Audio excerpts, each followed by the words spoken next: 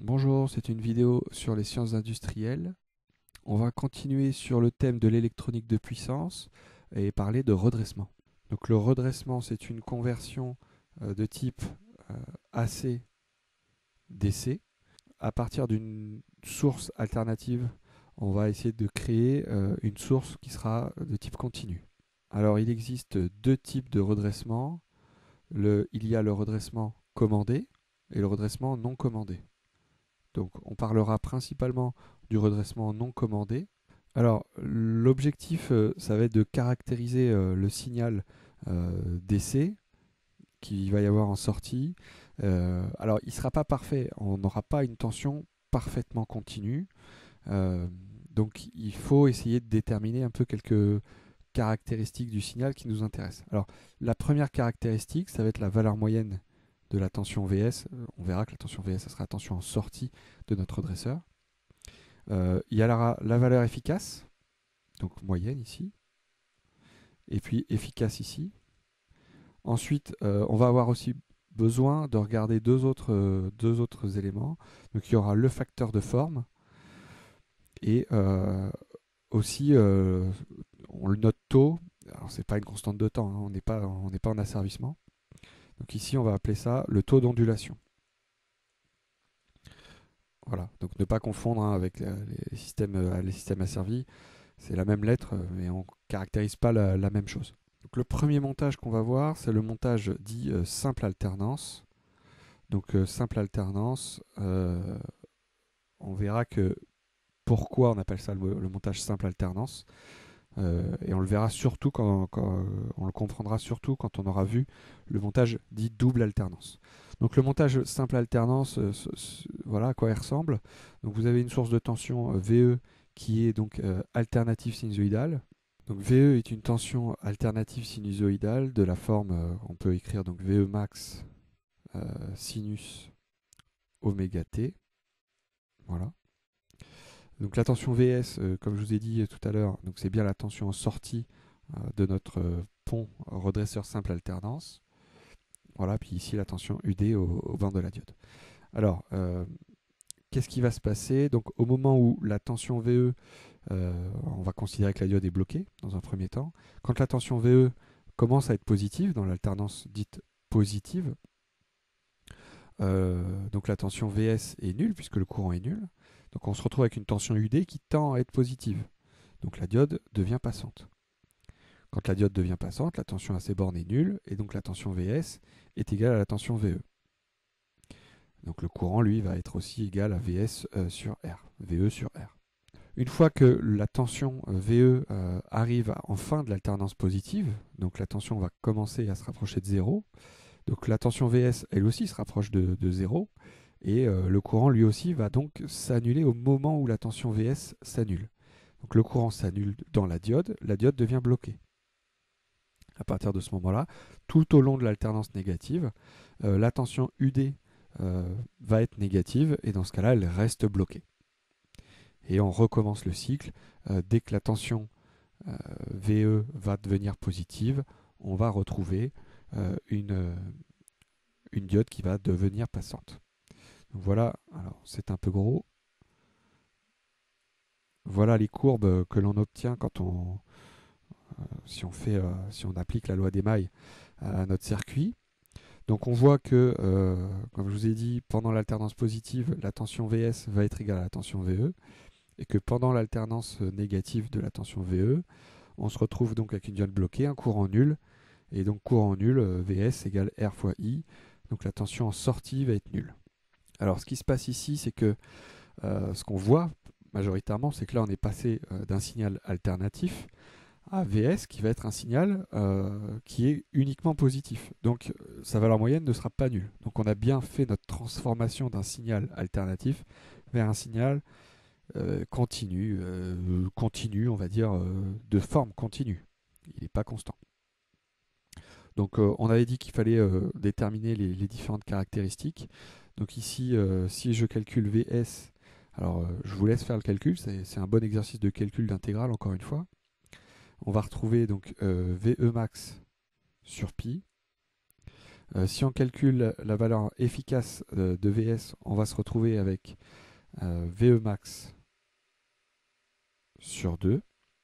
Le facteur de forme F va être égal à 1,52.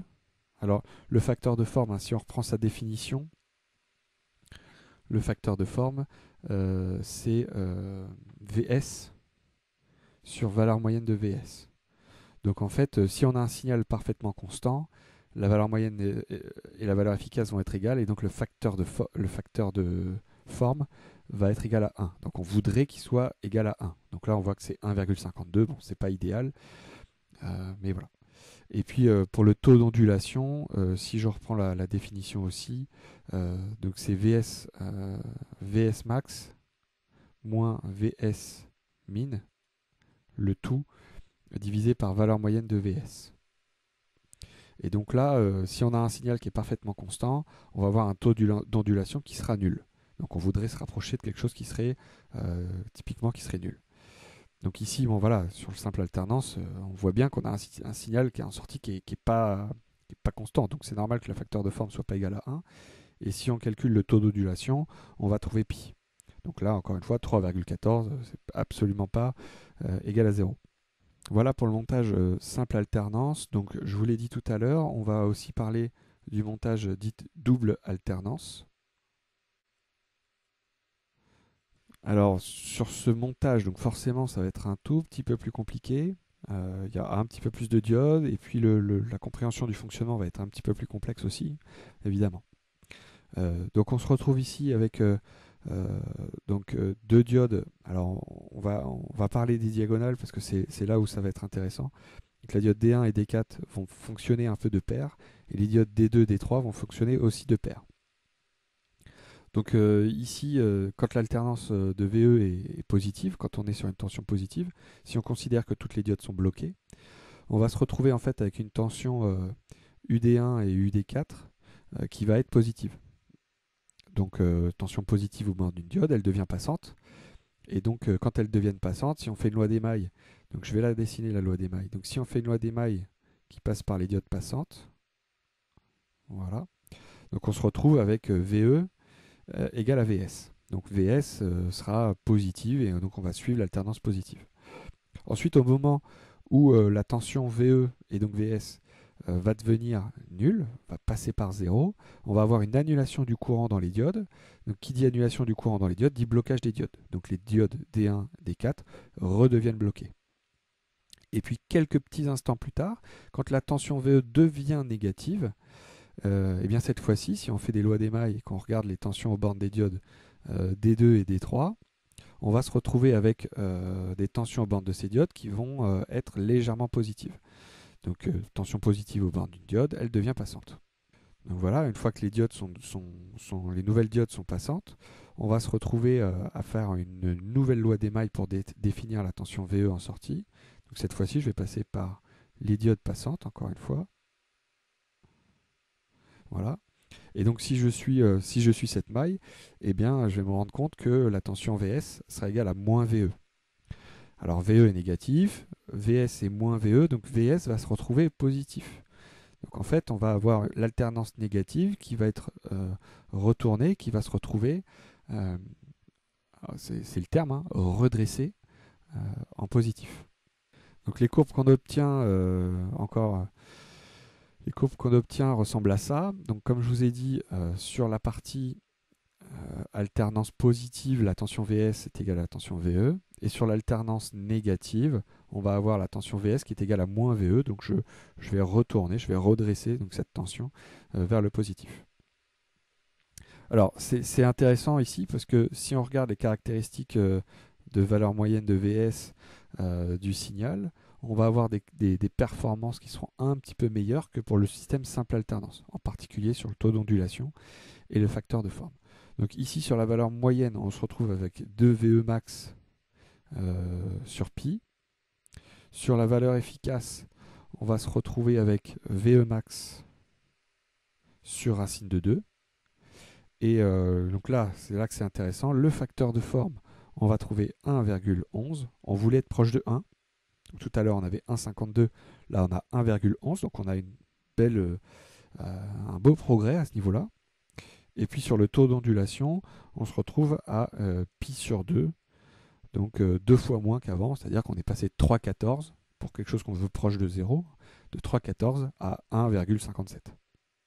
Alors dans la réalité, ça fonctionne à peu près comme ça, mais pas tout à fait. Alors je vous explique 2-3 éléments, je vous ajoute un peu 2-3 éléments là-dessus. Donc ce qui se passe dans la réalité, c'est que les charges, elles sont jamais purement résistives. Je vous ai mis les résultats avec une résistance en charge. Dans la réalité, en fait, le circuit, il est plutôt légèrement inductant. Donc ça veut dire qu'il y a une inductance qui doit traîner, et donc vous allez avoir des formes de signaux qui vont pas tout à fait correspondre à ça. Et en plus, bon voilà, ici on voit que la tension elle est quand même pas mal chahutée, on a pas mal de mouvements, enfin on a une ondulation qui est quand même pas si proche de zéro que ça, et donc on aimerait bien filtrer cette tension. Et donc pour filtrer une tension, qu'est-ce qu'on fait? Eh bien on ajoute un condensateur ici. Voilà, en général, ce sont des gros condensateurs. Donc, pour ceux qui ont déjà ouvert des appareils électroniques qui contiennent donc une alimentation type redressement, donc vous avez les petites diodes, et puis à côté, vous avez quelques gros condensateurs. Alors, plus l'installation demande de puissance, et plus les condensateurs vont être gros. Eh bien, ces condensateurs, c'est ceux qui servent ici à lisser la tension. Donc, en fait, on va se retrouver plutôt avec une tension en régime permanent qui va ressembler à ça, en fait. Voilà. Vous allez avoir, voilà, être vraiment sur le bord des crêtes. Et puis là, le condensateur maintient la tension, mais il y a quand même une petite décharge à cause de la résistance. Donc il y a une tension qui va diminuer légèrement, et puis avec une petite recharge ici. Alors ça, ça marche bien dans la réalité. Hein. Quand on fait ça, on prend ce montage-là, on met un condensateur, voilà, on observe ça fonctionne comme ça, et ça fonctionne assez bien dans la réalité. Mais là, sur le papier, ça ne marche absolument pas. Alors je vous explique pourquoi. En fait, en électronique de puissance, on l'a dit tout à l'heure, on l'a dit dans la vidéo précédente, il y a des règles d'association et on ne peut pas faire n'importe quoi. Alors, typiquement ici, je vous explique l'erreur. Là, vous avez une source de tension et la charge qui est ici, elle a un condensateur en tête. Et un condensateur, il lisse la tension, et du point de vue de l'électronique de puissance, on le considère comme une source de tension. Donc ça veut dire que cette charge est une source de tension. Donc là, on est en train d'associer une source de tension avec une source de tension. Donc sur le papier, ça ne marche absolument pas. Alors pourquoi ça marche dans la réalité? Alors en fait, dans la réalité, notre source de tension qui est le réseau de distribution, on a toujours dit que c'était une source de tension, mais c'est pas vraiment une source de tension parfaite. Alors je vous explique, hein, vous avez un transfo quelque part dans votre pâté de maison qui vous alimente, et donc entre ce transformateur et votre maison, eh bien, il y a une certaine distance. Et cette distance, elle est relativement importante. Hein. Voilà, c'est plusieurs centaines de mètres, voire voilà, ça peut aller au-delà du kilomètre. Et donc, en fait, bah, vous avez deux conducteurs. Un conducteur qui fait l'aller, qui fait la phase, un conducteur qui fait le retour, qui fait le neutre. Et donc, ici, bah, vous voyez qu'il y a un courant qui fait l'aller, un courant qui fait le retour. Eh bien, ça fait une petite boucle. Voilà, une toute petite boucle. Et donc, c'est très légèrement, très légèrement inductant. Donc en fait, notre source de tension qui est ici, donc c'est une source de tension parfaite, pseudo-parfaite, puisque déjà dans le transformateur, il y a des défauts. Qui est en série avec une inductance, et ça c'est VE. Donc en fait, notre VE, si on regarde de ce point de vue-là, c'est une source de courant pas très belle. On associe une source de courant avec une source de tension, c'est pour ça que dans la réalité ça marche. Il y a quand même des problèmes. Hein, donc on a dit que l'inductance était très faible, et donc inductance très faible, ça veut dire que ce n'est pas une vraie bonne source de courant. Donc ce qui va se passer, c'est que au moment de la recharge ici, là, quand on allume la source, donc la première charge qui se fait ici, ça va être très violent, d'accord? Et puis toutes ces petites charges là, elles vont être aussi très violentes. Donc en fait, le courant qui va être absorbé par un montage comme ça, il va être, mais alors, pas beau du tout. Hein, le courant qui serait absorbé, bah, il ressemblerait, alors je sais pas, je vais faire une patatoïde, voilà, par là. Et puis ici, vous allez avoir des grands pics. Voilà. Et ça, c'est pas beau du tout. C'est-à-dire que là, on se retrouve avec des pics très très fins et avec des très fortes amplitudes qui sont absorbés par le réseau. Donc ça, ce serait le courant le courant qui se trouverait ici, hein. Voilà. Alors le courant IE, ça serait la même chose, mais avec le courant IE qui est là, ça serait la même chose, mais comme ça, hein. Voilà. Il serait alternatif, lui. Voilà. Et donc ce courant, bah, il va avoir beaucoup de contenu harmonique, il va avoir beaucoup de défauts, et ça va créer donc sur le réseau des perturbations qui sont assez importantes. Pareil, hein, donc le facteur de forme du courant, tout ça, c'est très mauvais. Quand on allume des fois un appareil électronique relativement puissant, eh ben, on peut avoir des perturbations qu'on peut percevoir dans les systèmes environnants. Je pense par exemple à l'audio, des fois. Alors, vous n'avez peut-être pas le même problème, puisque aujourd'hui, on utilise beaucoup d'appareils sans fil avec nos smartphones, etc. Mais un système audio qui serait branché type chaîne Hi-Fi, ou un système audio qui serait branché sur le réseau, euh, où l'amplificateur est branché sur le réseau, ben, quand on allume un appareil électronique à proximité qui va avoir ces défauts-là, eh bien, ça va se répercuter sur l'alimentation électrique de votre système audio et vous allez entendre des bruits, un toc, un pack au moment où vous allumez l'appareil, dans le son qui est émis par par les haut-parleurs. Donc voilà, donc c'est un montage qui marche très très bien, qui est très utilisé, mais qui a beaucoup de défauts. Et voilà, on a terminé avec le redressement. Donc ce que je vous invite à faire, c'est essayer de redémontrer un petit peu, de reprendre les montages et de redémontrer un petit peu les conductions des diodes, hein, en essayant de réfléchir un petit peu. Et puis une fois qu'on a la conduction des diodes et qu'on a déterminé les lois d'émail pour tracer la tension en sortie, à partir de la tension d'entrée, et bien là, deuxième exercice intéressant, c'est donc de recalculer donc les valeurs moyennes, les valeurs efficaces, facteurs de forme et taux d'ondulation, c'est un petit peu de calcul, mais voilà, c'est des bons entraînements au calcul. Dans ma prochaine vidéo, on continuera sur le thème de l'électronique de puissance et on parlera de hacheurs, de convertisseurs DC-DC. À bientôt.